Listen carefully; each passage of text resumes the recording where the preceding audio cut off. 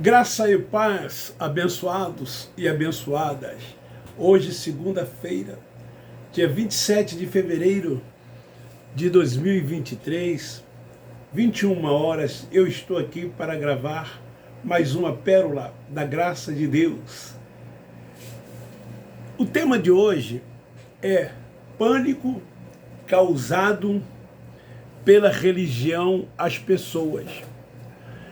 E eu quero fundamentar no livro histórico de Mateus, que eles chamam de Evangelho, né? Capítulo 12, versículos 43 ao 45.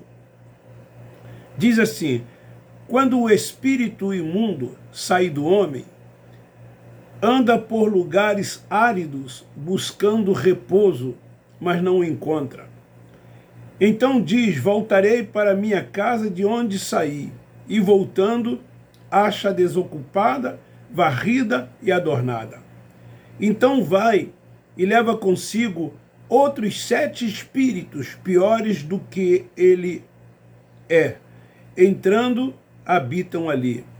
E são os últimos atos desse homem piores do que os primeiros. Assim acontecerá também a esta geração má. Religiosos, vocês que não creem na teologia consumada, que futuralizam tudo, dizendo que ainda vai acontecer. Aqui nesse capítulo de número 12, quando fala acerca do sinal do profeta Jonas, como em tantos outros capítulos dos livros históricos, sejam de Mateus, Marcos, Lucas, João, até mesmo no Apocalipse, que nós chamamos de um jornal velho, que os religiosos dizem que é escatológico, que tudo que está no Apocalipse ainda vai acontecer. É o livro do terror, do medo, do pavor que eles impõem nas pessoas para torná-las presas dentro dessas sinagogas com medo de um suposto ser espiritual chamado diabo, com medo de um suposto inferno como lago de fogo e tormento eterno, com medo de bestas que vai se levantar, de dragões e de muitas outras coisas que relatam o livro do Apocalipse por João, quando estava preso em Pátimo, que recebeu a revelação e escreve aos líderes das igrejas da Ásia Menor. Tudo aconteceu, tudo se cumpriu, mas não, eles futuralizam e impõem terrores às pessoas. Aqui neste capítulo 12 de São Mateus, a religião causa pânico às pessoas. Os religiosos evangélicos, eles dizem que o espírito imundo que sai de uma pessoa, ele depois volta com 7, fundamentando-se aqui. Aqui é uma parábola usada por Jesus de Nazaré. O Cristo Nazareno que veio para cumprir a lei religiosa, que veio para buscar e salvar as ovelhas perdidas da casa de Israel, que deu aos 12 apóstolos, tanto quanto os outros fossem feitos discípulos, o evangelho da circuncisão, para que fosse pregado ao mundo judaico, aquele mundo de Israel. Isso aqui é uma figura de linguagem, uma comparação usada por ele para que alguns escribas e fariseus pudessem entender o que, na verdade, o que ele queria dizer. O que ia acontecer com aquela geração, como está aqui no versículo 45. Então vai e leva consigo outros 7 espíritos piores do que ele, e entrando habita ali, e são os últimos atos desse homem piores do que os primeiros. Assim acontecerá também a esta geração má. Ele estava falando naqueles seus dias, aos seus ouvintes, do que iria acontecer. O Nazareno veio com a missão de fazer a limpeza aos judeus, a Jerusalém. Ele, aos 33 anos, quem? O Cristo Nazareno, seria pendurado no madeiro. Então ele veio, anunciou o reino, ele curou, ele fez prodígios e maravilhas. Ele deixou nos seus dias muitos com as suas mentes limpas. O que fazem os religiosos? Ameaçam os crentes com essa parábola, dizendo para eles, se vocês abandonarem este lugar, este templo, que eles chamam de casa de Deus, que diz que é o lugar que se adora ao Pai, e que eles vão lá para isso. Esses dias mesmo eu ouvi de um pastor assembleano, amigo meu, de mais de 40, 50 anos. Por mais que eu tentasse mostrar para ele, ele insistiu em querer dizer que lá é casa de Deus, que lá é templo para se adorar, e que tem que existir esses lugares. Porque quando uma pessoa peca, segundo ele, ela tem que ter um lugar para que ela possa confessar os seus pecados. Então eles dizem, se vocês abandonarem este lugar, se vocês saírem de debaixo da nossa cobertura espiritual, porque eles se auto-intitulam com coberturas espirituais dadas por Deus. Os líderes religiosos. 7 espíritos, eles dizem, os demônios te acompanharão. E com certeza a sua vida piorará. Eles garantem isso. E as pessoas têm medo. Então lá dentro dessas sinagogas estão cheios de religiosos, seguindo tradição, preceito dos homens. Rudimentos da lei de Moisés ainda existem dentro dessas sinagogas, são sinagogas mesmo.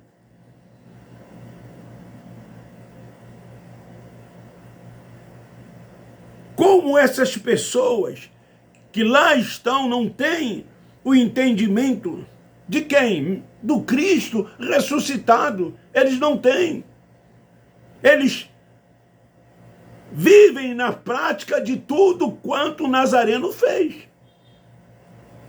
Quando, na verdade, nós temos que crer tão somente no que ele fez.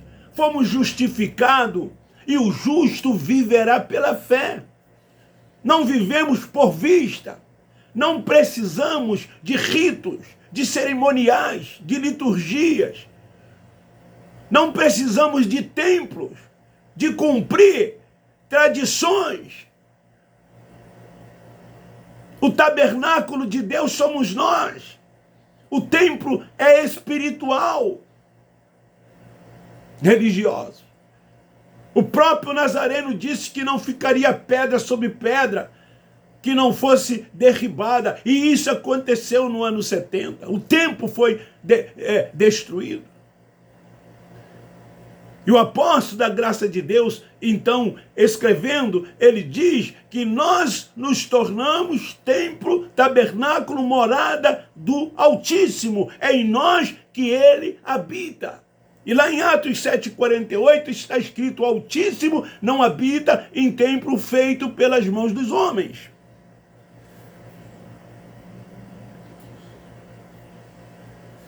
Queridos, porém nós que temos o entendimento, nós que temos mente ativada, já estamos reinando no reino do Pai. Estamos reinando em vida e triunfando, porque o seu reino é paz, é vida no Espírito Santo de Deus. Então essas pessoas que lá estão, elas acreditam nessas mendigas que lhes causam pânico e terror. E com isso, essas pessoas têm medo de abandonar esses lugares. Porque se deixarem esses lugares, elas serão amaldiçoadas. E as pessoas acreditam nisso. A gente sabe disso porque nós viemos de lá. A gente ouve pessoas nos nossos dias priorizarem o templo, dizendo que tem que se ter uma igreja. É isso que eles fazem. Você tem que aceitar Jesus como Salvador. Você precisa se batizar nas águas. Quando o batismo, na cruz, fomos batizados e sepultados com Ele. Paulo, o apóstolo da graça, diz: há um só batismo.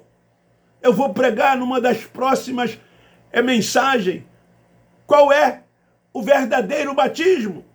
O que eles fazem dentro desses lugares, nos tanques, nas piscinas, nos rios, cachoeiras, ou o da cruz. Isso era o quê? Lei. Eles dizem assim: Jesus se batizou. Jesus se batizou porque ele era judeu. E tinha que se batizar os judeus para os seus arrependimentos.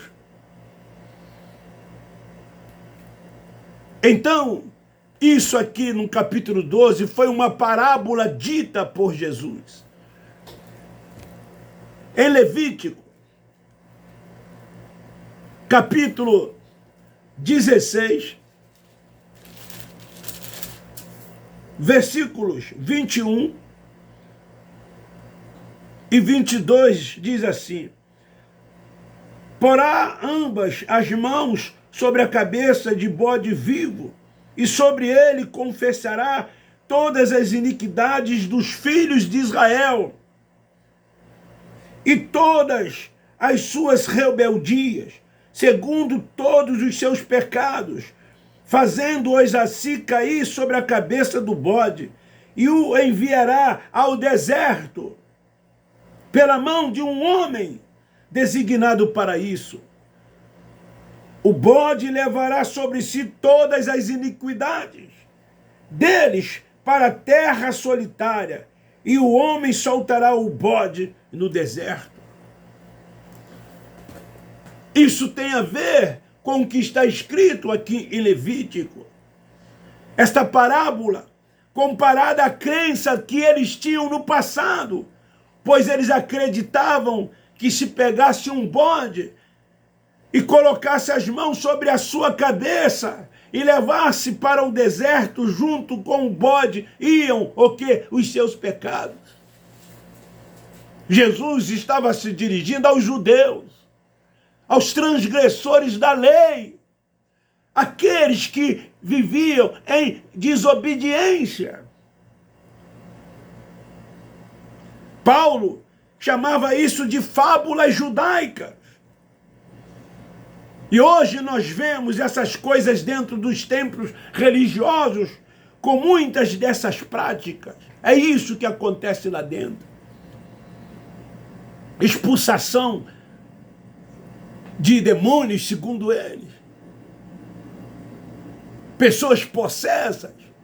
Maldição que eles, na verdade, dizem que as pessoas têm, mas não, são maldições que eles mesmos jogam sobre a vida das pessoas. E os filhos de Deus, que eles chamam de servos e de ovelhas, que não sabem que são filhos e não vivem como filhos, acreditam nessas mendigas, nessas maldições, nessas práticas jogadas por eles sobre os filhos de Deus. Para os espirituais, isso é uma revelação do que iria ocorrer àquela geração, como eu disse no versículo 5, geração má, esta era a geração que o Cristo Nazareno estava se dirigindo. Mas não, eles trazem para os nossos dias e causam pânico através da religião às pessoas. Eles dizem, ó, o espírito mundo, olha, vai sair de uma pessoa, mas depois vai voltar com 7. Deixa esses lugares, abandona esses lugares, deixa de tomar ceia, deixa de cumprir rituais, deixa de obedecer os líderes religiosos, os homens, aspas, que são espirituais. Deixam para vocês verem o que é que vai acontecer com vocês. Eles causam pânico, causam sim terror às pessoas. Mas os carnais, para os espirituais, não. Os espirituais sabem que aquilo ia acontecer com aquela geração. Mas os carnais, essas coisas são demônios. Ele, o Nazareno, queria dizer que o sofrimento deles seria terrível. Seriam grande com quem? Com aquela geração, como está no versículo 45 do capítulo 12 de São Mateus. O espírito imundo foi uma maldição para os israelitas, por não cumprir a lei que fora dada por Moisés. Como veio lepra sobre eles. Lá no Antigo Testamento fala sobre isso. Veio sobre eles sarnas, coceiras, perturbação de espírito. Olha que está escrito em Deuteronômio, capítulo 15. Capítulo 15. Deuteronômio, 5º livro do Pentateuco, capítulo 15.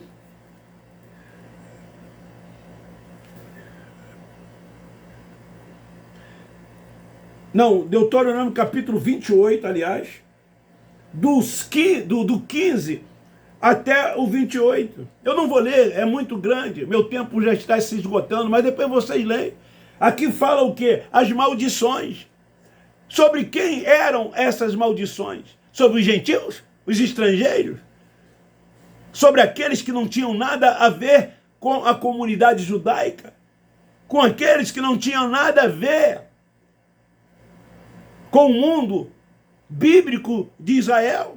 Não, não era sobre ele. As maldições eram sobre quem? Sobre os judeus. Depois você lê as maldições aqui do capítulo 28 de Deuteronômio. Então essas coisas atormentavam a eles. Então hoje ainda tem atormentado a muitos. Sabe por quê? Porque vivem debaixo da maldição, dentro das sinagogas. Vivem inquietos, ansiosos, fazendo campanhas,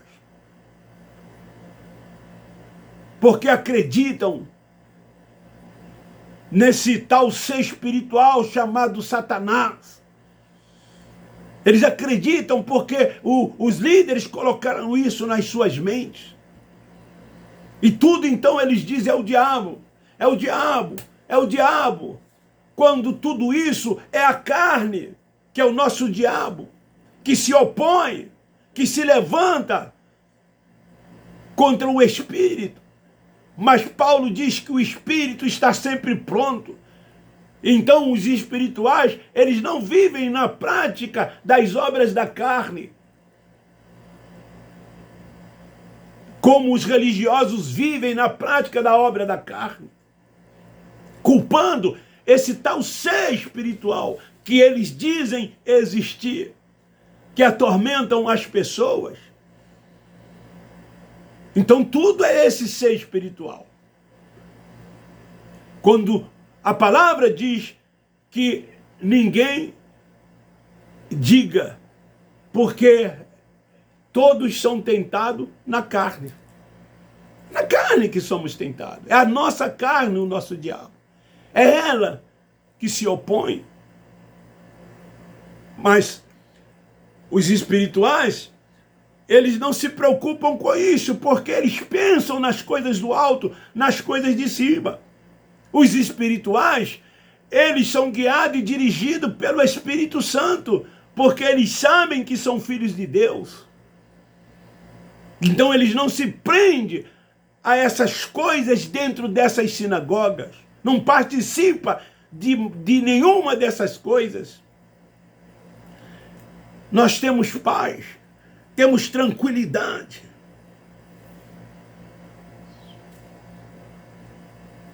Então, queridos, mais ou menos do ano 30 a 33, o Nazareno falou isso. Ele disse acerca dessas coisas. E essas coisas foram para aquela geração. O juízo viria sobre eles. E estava prestes a acontecer. Mas os religiosos futuralizam. Trazem para depois da cruz. Porque eles estão ainda vivendo antes da cruz. Em Zacarias, capítulo 13, versículo 12, diz assim: naquele dia, diz o Senhor dos Exércitos, tirarei da terra os nomes dos ídolos, e deles não haverá mais memória. Também farei sair da terra os profetas e o espírito de imundícia, de impureza, que estavam sobre os judeus. Então, o Nazareno, ele estava se dirigindo àqueles seus ouvintes, àquele povo que ele veio buscar e salvar, aquela geração. Ele estava alertando, era uma parábola dita por Jesus. Então fica aí para a nossa reflexão e para desmascarar esses líderes religiosos que querem primazia, que querem títulos, que vão ao templo, sabe por que eles vão? Para pregar. Outros vão para cantar, outros vão para tocar, para terem oportunidade. Tire isso dessas pessoas para você ver se eles não deixam de frequentar esses lugares. Eles tentam dividir, não conseguem, mas tentam dividir a glória de Deus. Eles querem, sabe o quê? Aplausos. Eles querem, sabe o quê? Holofotes. É isso que eles querem, é estar em evidências.